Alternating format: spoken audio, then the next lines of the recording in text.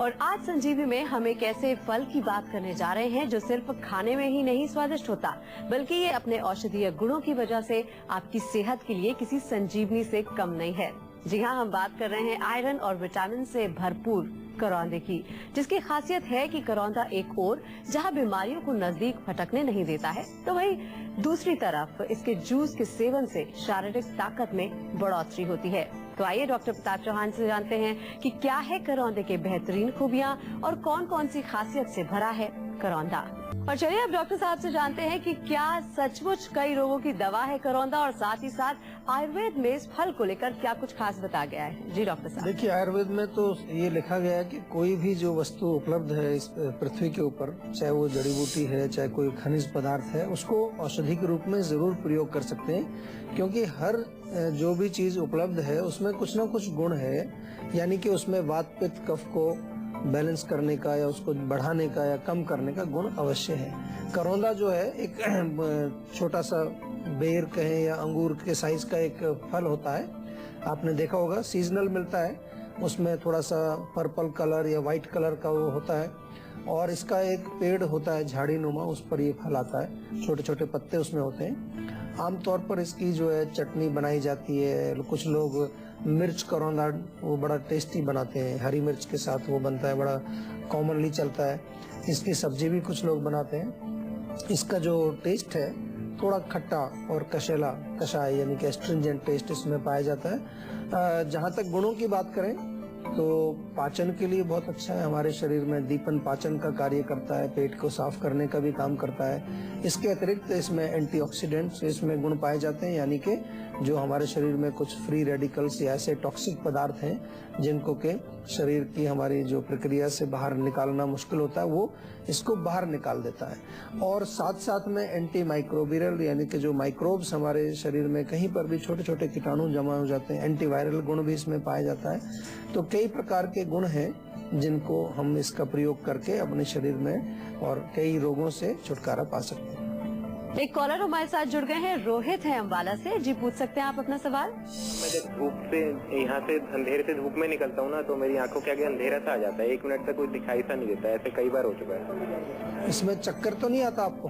हाँ, चक्कर भी आ जाता है और एकदम अंधेरा सा आ जाता है आंखों में। नहीं, देखिए ऐसा तो होता है कभी जब आप अंदर कमरे में हैं जहाँ के बहुत रोशनी नहीं है और एकदम तेज धूप में बाहर निकले, क्योंकि हमारी जो आंखें हैं उनको एडजस्ट करने में थोड़ा समय लगता है। ऐसा कई बार होता है कि आप अंधेरे कमरे में से या जहाँ बहुत कम लाइट हो एकदम से ब्राइट लाइट में आए तो थोड़ा आपकी आंखों को उसमें टाइम लगता है, कपल ऑफ सेकेंड्स थोड़ा सा समय लगता है उसको एडजस्ट करने में।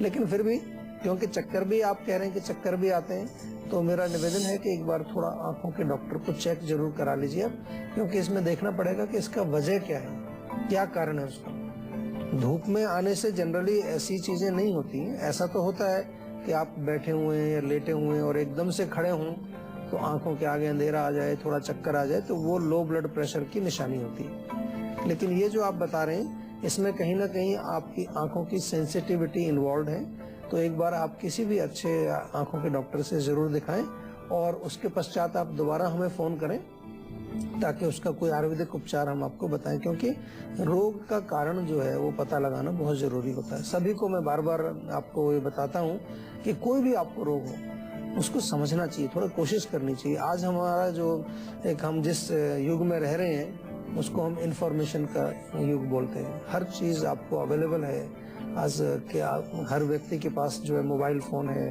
कंप्यूटर्स हैं, उसमें बहुत सारी इंफॉर्मेशन आप प्राप्त कर सकते हैं। लेकिन इंफॉर्मेशन प्राप्त करके अपने रोग को समझना बहुत आवश्यक है। कई बार मेरे पास पेशेंट्स आते हैं ऐसे, हम देखते हैं, बड़ी खुशी होती है कि बहुत सारा ज्ञान उनको होता है रोग के बारे में। अच्छी बात है, आपको अपने रोग के बारे में ज्ञान होना चाहिए और रोग कैसे पैदा हुआ उसको भी समझने की कोशिश करनी चाहिए, ताकि आप अपने रोग को बिल्कुल जड़ से ठीक करने में सफल हो सके। तो चलिए अब डॉक्टर साहब से जानते हैं कि करौंदे के औषधीय गुण क्या है, और साथ ही साथ करौंदे के जूस के सेवन से किन किन रोगों में मिलता है फायदा। देखिए, जो इसके औषधीय गुण है, जैसे मैंने कहा एंटीवायरल है, ये एंटी माइक्रोबियल है, यानी कि जो माइक्रोब्स छोटे छोटे कीटाणु, क्रमिग्न इसको आयुर्वेद में कहा गया। पेट में कीड़े अगर आपको हो, डायरिया, एंटी डायरियल भी इसको कहा गया है, डायरिया में भी इसका प्रयोग होता है। इसके अतिरिक्त बहुत अच्छा एक गुण है इसके अंदर, यकृत बल्यकर है, यानी कि यकृत मानी हमारे लिवर जो है, लिवर को शक्ति देने वाला भी है ये, और इसके साथ साथ हमारी आंतों को जो है दुरुस्त रखता है, आंतों को साफ रखता है, और जठराग्नि को प्रदीप्त रखता है, यानी कि जो हमारी पाचक अग्नि है, जो डाइजेस्टिव फायर है, उसको मेंटेन रखता है। एक कॉलर हमारे साथ जुड़ गए हैं, सोनू है बिजनौर से। जी आप अपना सवाल कर सकते हैं। जी डॉक्टर साहब नमस्कार। नमस्कार जी। हाँ जी, मेरे ना शरीर पे पूरे ना लाल लाल से कलर के छोटे छोटे दाने निकल रहे हैं और ये बढ़ते ही जा रहे हैं। अच्छा, तो वो थोड़ी देर निकलते हैं, चले जाते हैं, परमानेंट हो जाते हैं? परमानेंट ही रह रहे हैं और वो बढ़ भी रहे हैं और उसमें खुजली भी बहुत हो रही है। खुजली होती है। देखिए, फिर वो एक त्वचा का विकार है, स्किन डिजीज है एक प्रकार की। रैशेज आपको हो रहे हैं, वो वहाँ पर बने हुए हैं और ज्यादा भी निकल रहे हैं, खुजली हो रही है। पित्त का रोग, अक्सर इसमें जो है पित्त का इन्वॉल्वमेंट होता है। गर्म चीजें आपको तुरंत बंद कर देनी चाहिए, मिर्च, मसाले, अचार या बहुत कोई भी गर्म तासीर वाली चीज, इवन खटाई भी आपको ज्यादा नहीं खानी चाहिए, यानी कि जैसे कि टमाटर है, टमाटर का सूप, या फिर संतरा, खट्टी मौसमी अगर हो, दही का सेवन भी आपको नहीं करना है। खट्टी चीजें भी पित्त को बढ़ाती हैं, क्योंकि पित्त जो है वो अपने आप में खट्टा होता है।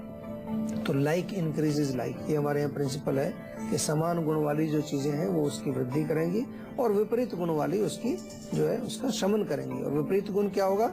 जो चीजें कूलिंग है, जिनका के तासीर ठंडा है, जैसे कि नारियल पानी है, हरी सब्जियां, ताजी जो पत्ते वाली सब्जियां हैं वो हैं। इसके अतिरिक्त जो तरबूज, खीरा, ककड़ी, ये सब कूलिंग है। इवन पानी भी आप अगर पिए, 2-3 लीटर पानी पिएंगे, उससे भी आपको कूलिंग होगी। लेकिन इसके साथ साथ बहुत इम्पोर्टेंट है, त्वचा के रोग जब आपको होते हैं तो आपको रक्त शोधन की भी कुछ ना कुछ औषधि लेनी चाहिए।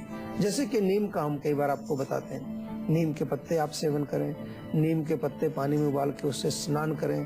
पानी गर्म नहीं होना चाहिए, ठंडा करके उसको यूज करिए। या नीम के पत्ते पीस करके आप थोड़ा सा मक्खन मिला के वहाँ लगाएं जहाँ पर आपको खुजली होती है। नारियल का तेल भी आप लगा सकते हैं, क्योंकि वो भी कूलिंग होता है। छोटी छोटी सी चीजें हैं, इनको अगर आप समझ लेंगे तो आपका जो है, जो रोगों से जो आप जूझते रहते हैं और कितनी दवाइयां खाते रहते हैं, उनमें काफी कमी आएगी और आपका शरीर काफी स्वस्थ रहेगा। और स्वस्थ रहना हमारे जीवन में बहुत महत्वपूर्ण है, क्योंकि स्वस्थ रहकर ही हम कोई जीवन में अपने कार्य को सिद्ध कर सकते हैं। और चलिए अब डॉक्टर साहब से जानते हैं कि हाई ब्लड प्रेशर के रोगियों को कितना कारगर ये साबित होता है अगर वो करौंदे का सेवन करते हैं। जी डॉक्टर साहब बताइए। जी देखिए, जैसा मैंने कहा कि थोड़ा सा इसमें गुण है, रक्त शोधक है, रक्त को शुद्धि करेगा। और थोड़ा हमारे शरीर में जब बहुत ज्यादा एक तरह से उत्तेजना हो, एक जोश हो, खासतौर से रक्त के अंदर, उसमें डेफिनेटली फायदा करेगा।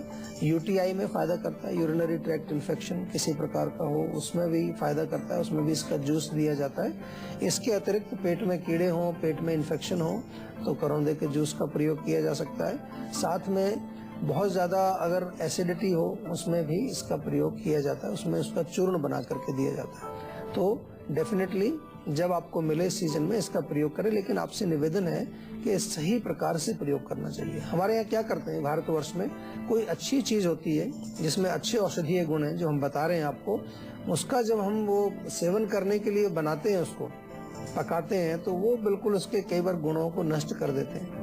तो खास तौर पर जैसा मैंने कहा कि हम उसको उतना ज्यादा पका देते हैं या उतने ज्यादा मसाले उसमें डाल देते हैं, मिर्च बहुत डाल देते हैं, लाल मिर्च डाल देते हैं, तो तब उसके गुणों में कमी आ जाती है। एक कॉलर हमारे साथ जुड़ गए हैं, सौरभ हैं आगरा से। जी पूछ सकते हैं आप अपना सवाल। जी नमस्कार सर। नमस्कार जी। सर मेरा नाम सौरभ है। करीब पिछले 6 महीने से मेरे हाथ राइट हैंड के नीज में काफी दर्द रहता है। अच्छा, हाँ जी। राइट हैंड के कहाँ दर्द होता है? राइट हैंड के हाथ के आगे, मतलब पूरे, मतलब बाजू में होता है या उंगलियों में? साइड से, बाजू के साइड में थोड़ा सा नीचे होता है दर्द। अच्छा, तो ऊपर की तरफ, मतलब मैं जो कोहनी से ऊपर या कोहनी के नीचे? कोहनी से थोड़ा सा ऊपर। अच्छा अच्छा, तो ये दर्द जो है कॉन्टिन्यूअस लगातार बना हुआ है आपको, या कभी कभी जो है बीच में रुक जाता है फिर होता है? जी नहीं, अगर मैं कोई भारी सामान उठाता हूँ या कुछ ऐसा हैवी काम करता हूँ तभी वो दर्द थोड़ी देर के लिए होता है, 1 आध दिन के लिए, लेकिन फिर नॉर्मल हो जाता है वैसे। अच्छा, देखिए 2 चीजें इसमें हो सकती हैं। एक तो जो मांसपेशियां होती हैं, बाजू की मांसपेशियां हैं, उनमें किसी प्रकार की स्टिफनेस, अकड़ाहट हो, उसकी वजह से हो सकता है। या फिर जो है गर्दन में आपके अकड़ाहट हो, सर्वाइकल जिसको बोल देते हैं, गर्दन से कई नसें निकलती हैं, उसकी वजह से भी कई बारी हमारे अपर आर्म में थोड़ा सा पेन आ जाता है। तो एक तो गर्दन में और बाजू में तिल के तेल से मालिश करिए, आप रेगुलरली मालिश करिए, तो उससे काफ़ी रिलीफ, मुझे उम्मीद है आपको रिलीफ डेफिनेटली उससे आ जाएगा। उसके साथ साथ थोड़ा सा आप कोशिश करिए ये पता लगाने की कि कोई डेफिशिएंसी तो नहीं है आपकी बॉडी में। कभी कभार किसी विशेष विटामिन की या किसी और खनिज पदार्थ की डेफिशिएंसी से भी आपको प्रॉब्लम्स आती है। एक नॉर्मल सा टेस्ट ब्लड का कराइए, उसमें थोड़ा एक नॉर्मल टेस्ट पहले करा लीजिए जिसमें आपको हीमोग्लोबिन वगैरह का टेस्ट होता है, और उसके पश्चात आप हमारे डॉक्टर से जरूर संपर्क करें, उनको जरूर बताएं कि क्या रिजल्ट उसका निकला, और ये जो मालिश आप करेंगे इसका भी आपको कितना फायदा मिला ये भी जरूर बताइए, क्योंकि अगर आवश्यकता होगी तो फिर इसमें आपको कुछ औषधियां आपको देनी पड़ेंगी, खाने की वाली दवाइयां देनी पड़ेंगी, आयुर्वेदिक दवाइयां, क्योंकि अगर दोषों की दृष्टि से हम इसको देखें तो वात का प्रकोप इसमें मुख्य रूप से हो सकता है आपको। तो वात बढ़ाने वाली चीजें हैं कई, जो वायु कारक जिसको हम कहते हैं, बादी वाली चीजें, उनको भी थोड़ा सा कम सेवन करिए, और कोशिश करिए कि अपने भोजन को थोड़ा सा स्निग्ध बनाइए, आप मतलब सूखी चीजें मत खाइए बहुत ज्यादा। तो चलिए डॉक्टर साहब ने ये तो आपको बता दिया है कि करौंदा कितना फायदेमंद है और साथ ही साथ कब कब आपको लेना चाहिए, लेकिन डॉक्टर साहब ऐसी कोई और भी बीमारियां हैं जिनमें हमें करौंदा बिल्कुल नहीं लेना चाहिए? खास तौर पर ऐसी कोई बीमारी नहीं है विशेष रूप से। करौंदा एक बड़ी सिंपल सी, जैसे सब्जी बना के खाते हैं या कोई फ्रूट्स होते हैं, लेकिन आप अगर कुछ लोगों को किसी विशेष चीज से कई बार एलर्जी होती है, कई लोग बताते हैं कि मैं करौंदा खाता हूं तो मुझे जो है पेट में कुछ जलन होने लगती है, पेट में कुछ जो है डायरिया टाइप का हो जाता है, या कई बार स्किन में कोई प्रॉब्लम हो जाती है, तो अगर आपको एलर्जी हो तो उसका सेवन ना करें। और जैसा मैंने कहा, सबसे बड़ी इंपॉर्टेंट चीज ये है कि किस प्रकार से आप उसको सेवन कर रहे हैं। ऐसा नहीं है कि आपने उसमें बहुत ज्यादा मसाले डाल दिए, बहुत ज्यादा तीखा उसको बना दिया, तो वहाँ करौंदे की वजह से प्रॉब्लम शायद कम होगी, लेकिन जो आपने उसको तीखा बनाया, जिसमें मिर्च बहुत डाल दी है या उसमें बहुत मसाले बहुत डाल दिए, उसकी वजह से शायद आपको प्रॉब्लम हो सकती है। एक कॉलर हमारे साथ जुड़ गए हैं, अमित हैं असम से। जी पूछिए अपना सवाल। जी मैम, सर नमस्कार। मैं पूछना चाहता हूँ, मेरे माता जी के हील में जो है ना, एड़ी में बहुत ज्यादा दर्द होता है पिछले 10 सालों से। अच्छा, देखिए 10 साल तो काफी हो गए, अब तक कुछ न कुछ तो आपको उपाय करना चाहिए था उसका। और एड़ी में दर्द होना बड़ी कॉमन सी प्रॉब्लम है, बहुत लोगों को होता है।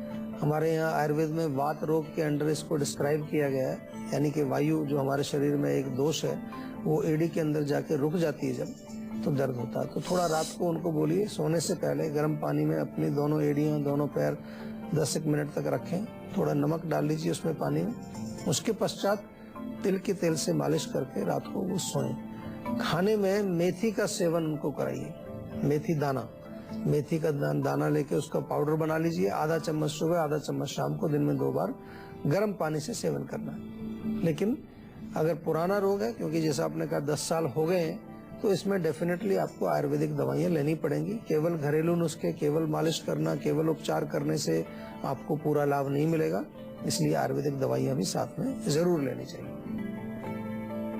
देखिए, करौंदा अगर आपको मिलता है, ताज़ा करौंदा मिले, तो उसका जूस आप निकाल करके पिए का लगभग 30 मिलीलीटर के करीब अगर आप जूस उसका पिएंगे, तो वो आपको, जैसा मैंने कहा कि अगर यूरिन में बर्निंग आपको होती है, पेशाब में जलन होती है, उसमें बहुत फायदा करेगा। इसके अतिरिक्त करौंदे का चूर्ण बना लें, आप उसको सुखा करके उसका चूर्ण बनाएं, तो एसिडिटी यानी कि अम्ल पित्त जिसको हम कहते हैं, उसमें बहुत फायदा करता है। आधा चम्मच दिन में 2 बार आप सेवन कर सकते हैं। भूख आपको बहुत कम लगती है, कई लोग कहते हैं जी भूख बिल्कुल लगती नहीं है, ऐसे जबरदस्ती खा लेते हैं, उसमें भी करौंदे का चूर्ण आप आधा चम्मच दिन में 2 बार सेवन करेंगे, उससे बहुत फर्क पड़ेगा आपको। मसूड़ों से अगर खून आता है आपको, तो करौंदे आप ऐसे ही ताज़ा करौंदे के जो फल होते हैं उनको चबा करके आप खाएं, तो उससे रिलीफ मिलेगा। और एनीमिया में करौंदे और आंवले की चटनी बहुत बढ़िया रहती है, स्वादिष्ट भी होती है, फायदा भी करेगी आपको, उसका सेवन करना चाहिए।